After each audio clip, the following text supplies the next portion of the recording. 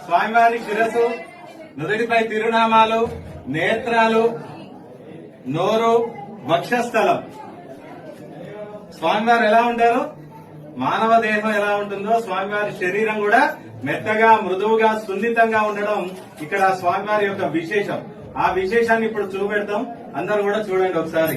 ఇక్కడ పుష్పం కనపడుతుందా మీకు? ఇలా మెత్తగా, మృదువుగా, సున్నితంగా ఉంటారు స్వామి. ఇదిగోండి, కనపడుతుందా? నఖశిఖ పర్యంతం కూడా స్వామివారు మెత్తగా ఉండడం ఇక్కడ స్వామివారి యొక్క విశేషం. అలాగే స్వామికి నాభిలో గుణపం పోటు తగిలిన ప్రదేశం ఇది. ఇక్కడి నుంచి తేమ వస్తూ ఉంటుంది. దానికి అడ్డంగా పసుపు గంధం పెట్టి ఆ యొక్క ప్రసాదాన్ని సంతానం, ఆరోగ్యం, వివాహం, జ్యేష్ఠ, ధనిష్ట, మూలా నక్షత్రాలకి, సూర్యగ్రహణంలో పుట్టిన, చంద్రగ్రహణంలో పుట్టిన, కుజ సర్ప దోషాలకి దోష పరిహారార్థం సాలగ్రామ తీర్థంతో శుద్ధి చేసి మంత్రోపదేశంతో ఆ యొక్క నాభి ప్రసాదాన్ని ఇక్కడ తీర్థంగా ఇవ్వడం జరుగుతుంది. కనిపిస్తుందా మా అందరికి?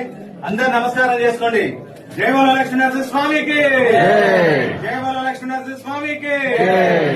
ఒకసారి అందరు కూడా చూడండి. స్వామివారి శిరస్సు, నుదుటిపై తిరునామాలు, నేత్రాలు, నోరు, వక్షస్థలం, ఇటు బారుగా గదా శంఖం, ఈ పక్కకి చక్రం, ఆ పైన పద్మం. స్వామివారి ఇక్కడ చతుర్భుజుడు.